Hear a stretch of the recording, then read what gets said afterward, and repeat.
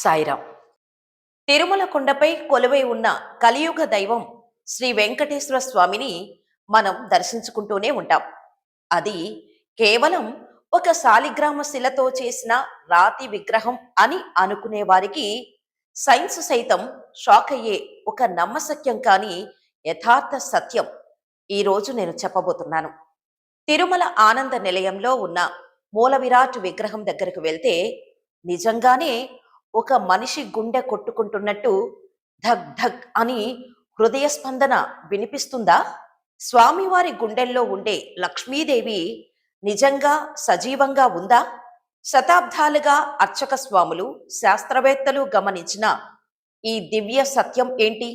ఈరోజు మన వీడియోలో శ్రీవారి గుండె చెప్పుడు సజీవ రూపం వెనుక ఉన్న ఆశ్చర్యకరమైన ఆధ్యాత్మిక శాస్త్రీయ రహస్యాలను పూర్తి వివరంగా తెలుసుకుందాం.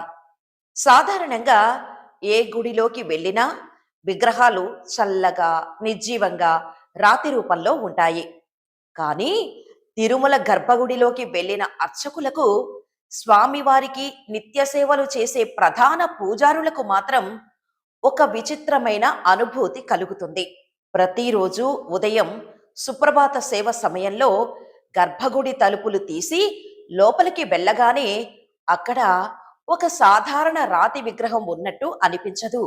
ఒక నిద్రాణమైన మహోన్నత శక్తి లేదా ఒక సజీవ మనిషి అక్కడ నిలబడి ఉన్నట్టు ఒక దైవికమైన కంపనం స్పష్టంగా తెలుస్తుంది. ముఖ్యంగా గురువారం నాడు స్వామివారికి నిజరూప దర్శనం మరియు ఆభరణాలు తొలగించే సేవలు చేసినప్పుడు అర్చక స్వాములు స్వామివారి మూల విరాట్టును అత్యంత సమీపం నుండి స్పర్శిస్తారు. ఆ సమయంలో స్వామివారి వక్షస్థలం దగ్గర చెవి ఆనించి వింటే స్పష్టంగా ఒక సజీవ మనిషి గుండె చప్పుడు వినిపిస్తుందని తరతరాలుగా వస్తున్న అర్చకులు ప్రత్యక్షంగా ధృవీకరించారు. అంతేకాదు, స్వామివారి హృదయ భాగంలో శ్రీవత్స చిహ్నంగా జగన్మాత అయిన శ్రీ మహా అమ్మవారు కొలువై ఉంటుంది. దాన్ని మనం వక్షస్థల లక్ష్మి అంటాం.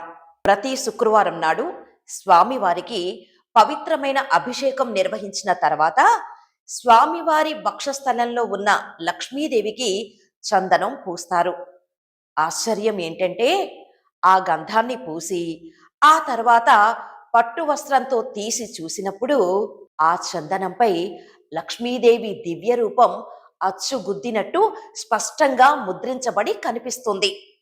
ఒక రాతిపై గంధం పూస్తే అమ్మవారి రూపు ఎలా వస్తుంది? అది ప్రింటింగ్ కాదు, ఏ శిల్పి చెక్కినది కాదు. సాక్షాత్తు లక్ష్మీదేవి స్వామివారి గుండెల్లో సజీవంగా నివాసం ఉందనటానికి ఇది ప్రత్యక్ష సాక్ష్యం.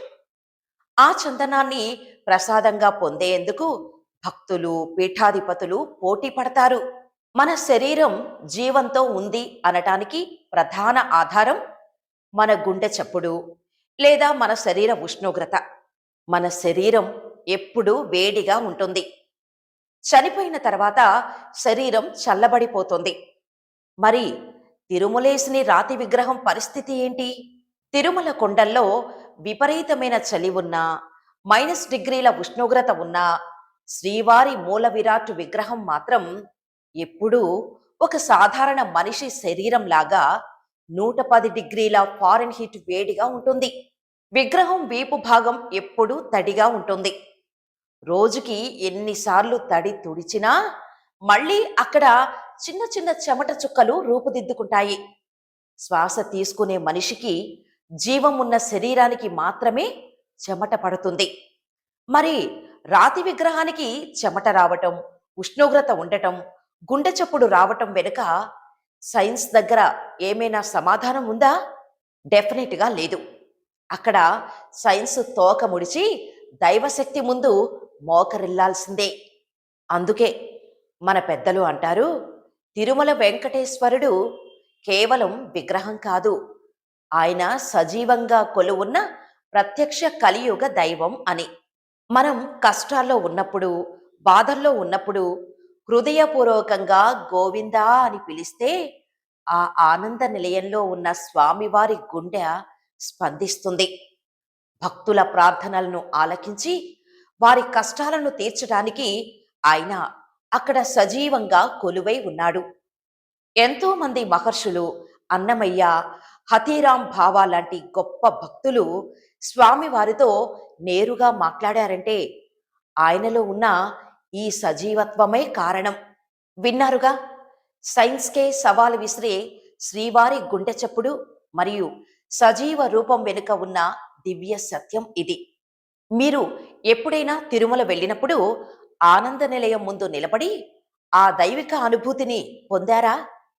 మీ అనుభవాన్ని కింద కామెంట్ సెక్షన్లో ఓం నమో వెంకటేశాయ అని కామెంట్ చేయండి. ఈ పవిత్రమైన సమాచారాన్ని మీ ఫ్రెండ్స్ అండ్ ఫ్యామిలీస్కి షేర్ చేసి స్వామివారి అనుగ్రహం పొందండి. గోవిందా గోవిందా.